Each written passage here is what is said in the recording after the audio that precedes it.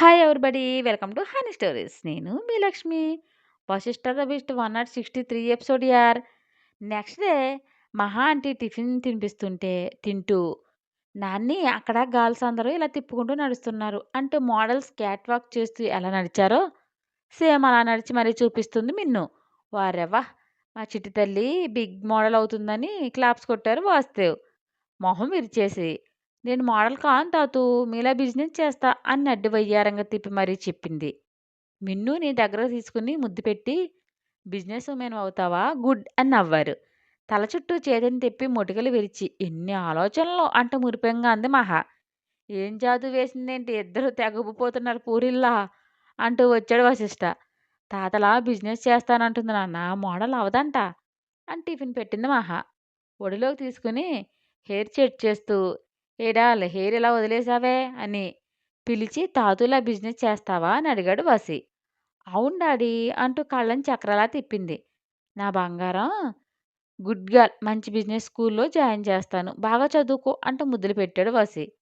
తన లాఫీలో జరిగే family drama అంతా చూస్తూ, రైవల్ ఫ్యామిలీ అయినా మిమ్మల్ని మెచ్చుకోవచ్చురా. బేబీకి మీకు ఈ సుమంత కూడా రిలేషన్ లేకపోయినా భలేగా ప్రేమ చూపిస్తున్నారు. నా టార్గెట్ నుండి వీళ్ళిద్దరూ సేవ్‌రా వసి అనుకున్నాడు యశ్వంత్. ఏంటో ఎన్నిసార్లు బొక్కబోర్లా పడి పళ్ళు రాలగొట్టుకున్నా బుద్ధి మాత్రం రావడం లేదు ఈ ఠాగూర్‌కి. విరిచిన మొగ్గలా ఫ్రెష్‌గా రెడీ అయ్యి కిందకొస్తూనే అన్నయ్య రా అంటూ పిలిచింది మోక్ష. లాఫీ షడౌన్ చేసి కోటి హ్యాండ్ మీద వేసుకుని కిందకొచ్చాడు యశ్వంత్.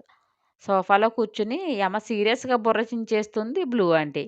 గుడ్ మార్నింగ్ మామ్ అని విష్ చేశాడు యశ్వంత్. ఫేస్‌లో ఎక్స్‌ప్రెషన్ చేంజ్ చేసేసి, సన్నగా నవ్వుతూ, ఆహా! నాన్న వచ్చారా? పదండి బ్రేక్‌ఫాస్ట్ చేద్దాం అని కూల్‌కి వణుకొచ్చేంత కూల్‌గా అంది నీలాంబరి. పెద్దమ్మ నువ్వూ రావచ్చు కదా ఫ్యాషన్ షోకి, నైట్ అన్నయ్య వచ్చాడు అని గారంగా అంది మోక్ష. నీ ప్రియవల్లభుడు నైట్ నీ దగ్గర నుండి వెళ్ళడం నీ పెద్దమ్మ పిశాచి చూసిందని తెలిస్తే నీ పరిస్థితి ఏంటో పాప. మీ అన్నయ్యే కాదు, ఇక నుండి నేను వస్తాను చిన్నూ. నీ టాలెంట్ ఏంటో నేను చూడాలి కదా అని నవ్వు నీలాంబరి. థ్యాంక్స్ పెద్దమ్మా అని డైనింగ్ టేబుల్ దగ్గర చైర్‌లో కూర్చుంది మోక్ష.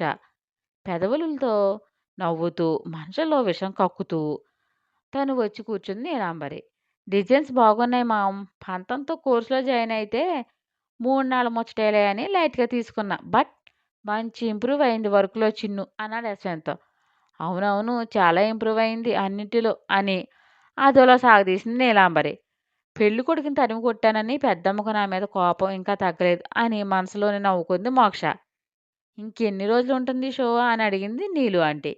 ఇంకో 6 డేస్. ఇందులో విన్ అయితే దుబాయ్‌లో జరిగే ఫైనల్స్‌లో పార్టిసిపేట్ చేసే అవకాశం ఉంటుంది పెద్దమ్మ అని ఉత్సాహంగా చెప్పింది మోక్ష. అదేంటి ఇక్కడ ఫైనల్ అవ్వదా చిన్ను అని అడిగాడు యశ్వంత్. లేదన్నయ్య, ఇలా 6 కంట్రీస్‌లో జరిగే షోకి కాంపిటీషన్‌లో ఫైనల్స్ విన్ అయిన వారందరికీ బిగ్ కాంపిటీషన్ ఉంటుంది. ఈ ఇయర్ బెస్ట్ ఎవరైతే విన్ అవుతారో 1 ఇయర్ వరకు వాళ్ళకే డిజైనింగ్ ఆఫర్స్ ఇస్తారు. అంటే యాడ్స్, హాలీవుడ్ మూవీస్ నుండి అన్ని మూవీస్‌కి కూడా అలా ఈ ఇయర్ పెట్టారు. చూద్దాం ఎంతవరకు ఎదగలను అని పెదవి విరిచింది మోక్ష. నువ్వే విన్ అవ్వాలి చిన్ను. దానికి కావాల్సిన అరేంజెస్ అన్నీ నేను చేస్తాను. బాగా హార్డ్ వర్క్ చెయ్యి. ఈ వసీగాడు ఈ కాంపిటీషన్‌లో అసలు విన్ కాకూడదు. వాడి బిజినెస్ ఎక్కడికో వెళ్ళిపోతుంది. అసలు బలిపోయే టన్నుల కొద్దీ ఉంది. ఇంకా హెడ్ వెయిట్ పెరిగిపోతుంది అని మనసులోనే రగిలాడు యశ్వంత్. ఇక్కడ విన్ అయితే నీకు సర్ప్రైజ్ ఉంది చిన్ను అని అంది నీలాంబరి. వాటర్ తాగి పైకి లేస్తూ, విన్ అవుతాననే భారీ ఆశలైతే లేవు పెద్దమ్మా. కనీసం రన్నర్ అప్‌గా నిలిస్తే అదే సాటిస్ఫాక్షన్‌గా ఫీల్ అవుతాను. ఎందుకంటే ఈ షో జెన్యూన్‌గా జరుగుతుంది. ఎలాంటి ఒత్తిళ్లకు తావుండదు. అలా ఎవరైనా ప్రయత్నిస్తే వాళ్ళ లైఫ్ ఎండ్ కార్డ్ పడ్డట్టే. మళ్ళీ ఎలాంటి షోలో పార్టిసిపేట్ చేయకుండా బ్లాక్ లిస్ట్‌లో పెట్టేస్తారు. లోకల్‌లో ఏడవాల్సిందే. దేశం దాటిపోయే పరిస్థితి ఉండదు అని తనకు బ్లూ ఆంటీ అసలు రంగు తెలియక తన వాళ్ళు మానుకుని అందులో ఉన్న మెలిక చెప్పేసింది మోక్ష. అమాంతం విషపు నవ్వు వచ్చి నీలాంబరి పెదవుల మీద తిష్ట వేసింది. ఎంతుందా మరి!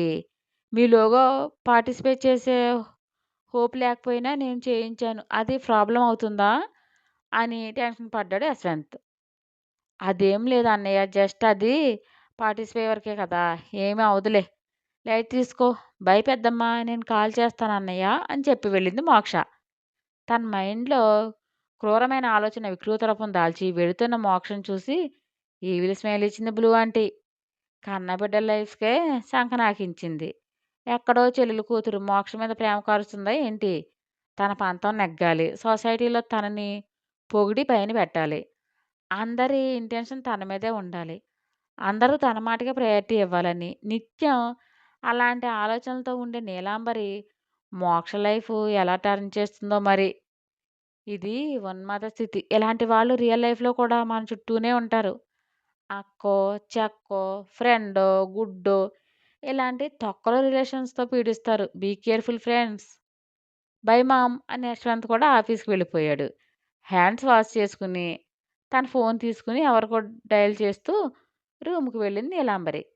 శారీ కుచ్చిళ్ళు పోసుకుంటున్న ప్రజ్ఞ ముందు నిలబడి, "నేను హెల్ప్ చేయనా డాల్" అని కళ్ళెగరేశాడు వసి. "మీ కూతురు ప్యాంపరింగ్ అయిందా మీకు? వెళ్ళిందా?" అని అంది ప్రజ్ఞ. "ఏంటి కుళ్ళొచ్చిందా? వెటకారం మిక్స్ అయింది గొంతులో" అని చేతిలో చీర లాగేశాడు వసి. "అబ్బా! కుళ్ళు లేదు, గుడ్డు లేదు. నీరసంగా ఉంది బాబు అసలే" అని విసుగు ప్రదర్శించింది ప్రజ్ఞ. "చూసావా నైట్ నా ముద్దు లేకపోయేసరికి ఉదయానికి ఎలా తోటకూర కాడలా వాడావో? దీన్ని బట్టి నీకు అర్థమైంది ఏంటే" అని వాటేసుకుని ముద్దులు పెడుతూ అల్లరి చేశాడు వసి. "మీ ముద్దు 1000 వేనుగుల బలం ఇస్తుందని అర్థం. ఓకేనా?" అని కరిచింది ప్రజ్ఞ. "నిజాలు చెబుతుంటే కరుస్తుందమ్మా ఈ పిల్ల" అని మెడవంపులో గాఢంగా ముద్దు పెట్టి, "నువ్వు ఆఫీస్‌కేమీ వద్దు. ఫుల్‌గా రెస్ట్ తీసుకో. ఇప్పుడు నాకో ముద్దిచ్చుకో" అని పెదవులతో కంఠం మీద రాశాడు వసి. "అబ్బా! ఫీలింగ్స్ వస్తున్నాయండి. డిస్టర్బ్ చేయకండి" అని గోముగా అందామె. "వస్తే ఆరోగ్య లక్షణమేనే. ఏమి ఫీల్ అవ్వకు. అన్ని ఫీలింగ్స్ నైట్‌కి సరిచేస్తాను. ఓకే" అని పెదవులు అందుకుని మధువుని జుర్రి వదిలి, "ఓకే బైరా. మీటింగ్స్ పెట్టకుండా రెస్ట్ తీసుకో" అని వాలెట్ తీసుకుని, ఫోన్ తీసుకుని వెళ్ళాడు. చీర పక్కన పడేసి, నైటీ వేసుకుని బెడ్ మీదకు ఎక్కేసి, రెజీనా ఏమనుకుంటుందో అనుకుంటూ అలా పడుకోగానే ఏదో మత్తుమందు ఇచ్చినట్లు నిద్రలోకి జారిపోయింది ప్రజ్ఞ. కిందకొచ్చాక, "మామ్ నేను ఆఫీస్‌కి స్టార్ట్ అవుతున్నా. డాల్ టైర్డ్‌గా ఉంది. రెస్ట్ తీసుకుంటుంది. డిస్టర్బ్ చేయకండి" అని మహాకి లైట్ హగ్ ఇచ్చి వెళ్ళాడు వసి. ఈవినింగ్ రోజు కంటే ముందుగానే ఫ్యాషన్ వీక్ జరిగే 5 తారల హోటల్‌కొచ్చాడు యశ్వంత్. తారలు ఆకాశంలో మెరుస్తూ ఎలా ఊరిస్తాయో, ఈ 5 తారల హోటల్ నిజంగానే సామాన్యుడి కాదని తారే అని చెప్పొచ్చు. టైట్ సెక్యూరిటీ మధ్య చాలా పకడ్బందీగా అరేంజ్ చేశారు. అన్నోన్ పర్సన్ ఎవరి దగ్గరైతే వీఐపీ పాస్ ఉంటుందో వాళ్ళకి మాత్రమే అనుమతి. మూవీ ప్రొడ్యూసర్స్, ఇంకా ఇతర ఫ్యాషన్ రంగంలో ఉండేవాళ్ళు, రిచ్ కిడ్స్ ఇలా ఎటు చూసినా మత్తునిచ్చే అందాలు, కంటికి ఇంపైన కాస్ట్‌లీ మనుషులే ఉన్నారు. అసహనంగా అక్కడే తచ్చాడుతూ పదే పదే టైం చూసుకుంటున్నాడు యశ్వంత్. అప్పుడే రెజీనా కారు వచ్చి ఆగింది. ఆమె తన బ్యాగ్ తీసుకుని కిందకు దిగి తనతో వచ్చిన పర్సన్‌తో మాట్లాడుతూ వెళ్తుండగా, "హలో మిస్ ఎక్స్‌క్యూజ్ మీ" అని పిలుస్తూ వినిపించింది. తల తిప్పి చూసింది. ఎదురుగా 6 ఫీట్స్ హైట్ జిమ్ బాడీతో ఉన్న వ్యక్తిని చూసి నొసలు ముడిచి, "ఎవరు?" అనేలా ప్రశ్నార్థకంగా మొహం పెట్టింది. "ఐ యామ్ యశ్వంత్ ఠాగూర్" అని ఆమె మొహంలో కదలాడే ప్రతి భావాన్ని తన డేగ కాళ్ళతో క్యాప్చర్ చేస్తున్నాడు. "అవునా? చెప్పండి నాతో ఏమైనా వర్క్ ఉందా?" అని పొలైట్‌గా అడిగింది రెజీనా. "మై బ్రదర్ మౌనిష్ ఎక్కడ?" అని సూటిగా ప్రశ్నించాడు యశ్వంత్. "మౌనిష్ అతనెవరు?" అని అర్థం కానట్లు నటించింది ఆమె. "No dramas miss. నిన్న నీ కారులో నా బ్రదర్ ఉన్నాడు. నేను చూశాను" అంటూ బేస్ వాయిస్‌తో అన్నాడు యశ్వంత్. "మీ బ్రదర్ ఎవరో నాకు తెలీదు. మీరెందుకింత సీరియస్ అవుతున్నారో కూడా తెలీదు. మీకు భయపడాల్సిన అవసరం నాకు లేదు. అయినా మీరు పొరబడుతున్నారని రుజువు చేస్తాను. వెయిట్ నాతో ఉన్న పర్సన్‌ని చూపించాలి అంతే" అని కాల్ చేసింది రెజీనా. కిల్లింగ్ లుక్‌తో అలాగే చూస్తున్నాడు యశ్వంత్. లోపలంతా చాలా దుడుగ్గా ఉన్నా పైకి సిమంత కూడా కనిపించకుండా మేనేజ్ చేస్తూ కాల్ లిఫ్ట్ చేయగానే, "హలో దర్శన్ లోపలికొస్తావా?" అని అడిగింది రెజీనా. అటు నుండి ఏం చెప్పారో మరి ఓకే అని కట్ చేసి యశ్వంత్‌కి దూరంగా 2 అడుగులు వెనక్కి వేసి నిలబడింది. అసహనంగా తల బరుక్కుంటూ పళ్ళు నూరేస్తున్నాడు. కాసేపటికి తనలాంటి పర్సనాలిటీతో ఉన్న ఒక పర్సన్ స్టైల్‌గా నడుచుకుంటూ వచ్చి, "వాట్ హ్యాపెండ్ మా" అని కూల్‌గా అడిగాడు. ఈయనెవరో నైట్ నిన్ను చూసి తన బ్రో అని భ్రమపడినట్లున్నారు. నా బ్రదర్ ఏడి అని అంటూ నన్ను సతాయిస్తున్నారు అని విసుగు ప్రదర్శించింది రెజీనా. ఎనీథింగ్ ప్రాబ్లమ్ మిస్టర్ అని యాటిట్యూడ్‌గా అడిగాడు దర్శన్. కళ్ళు చిట్లించి చూస్తూ నైట్ ఈమెతో ఉన్నది నువ్వా? అని రెట్టించాడు యశ్వంత్. సీ మిస్టర్ నేను గౌరవంగా సంబోధించాను. మీరేంటి నువ్వంటున్నారు? అని మొహం చిట్లించాడు దర్శన్. ఈ యశ్వంత్ ఠాగూర్ మాట్లాడడమే నీలాంటి వాళ్ళకి గొప్ప. నా అపాయింట్మెంట్ కావాలంటే 1 వీక్ వెయిట్ చేస్తారు. వీఐపీలు. అలాంటిది నీకు రెస్పెక్ట్ ఇవ్వాలా? అని అదోలా నవ్వి లుక్ మిస్ నేనేమీ పొరబడలేదు. నీతో ఉంది నా తమ్ముడేనని తెలిస్తే అబద్ధం చెప్పినందుకు చాలా రిగ్రెట్ ఫీల్ అవుతావు. నీ లైఫ్ ఏంటనేది నీ ఊహకే వదిలేస్తున్నాను అని ఫియర్ లుక్‌తో డెడ్లీ వార్నింగ్ ఇచ్చి వెళ్ళాడు. అప్పటిదాకా అతి కష్టంగా తన టెన్షన్ అదుపు చేసుకుంటూ ఉన్న రెజీనా ఒక్కసారిగా ఊపిరి భారంగా తీసుకుంటూ ఈయనేంటి దర్శన్ ఇలా ఉన్నాడు అని వాపోయింది. చెప్పాడు కదా మౌనిష్ తనకు పిచ్చుందని అంటూ నవ్వాడు దర్శన్. ఏయ్! అంటూ వేలు చూపించి నవ్వేసింది రెజీనా. నిజమే రెజీనా ఎలా మాట్లాడుతున్నాడో విన్నావు కదా! అని చిరాకు పడుతూ పద ప్రాబ్లమ్ సాల్వ్ అని బయట కేఫ్‌లో ఉన్న మౌనిష్‌కి చెప్పు అన్నాడు అతను. నిజమే రెజీనా ఎలా మాట్లాడుతున్నాడో విన్నావు కదా! అని చిరాకు పడుతూ పద ప్రాబ్లమ్ సాల్వ్ అని బయట కేఫ్‌లో ఉన్న మౌనిష్‌కి చెప్పు అన్నాడు అతను. కాల్ చేద్దాంలే పద. యశ్వంత్ గారు అంత త్వరగా రిలీజ్ అయ్యే టైప్‌లా కనిపించడం లేదు.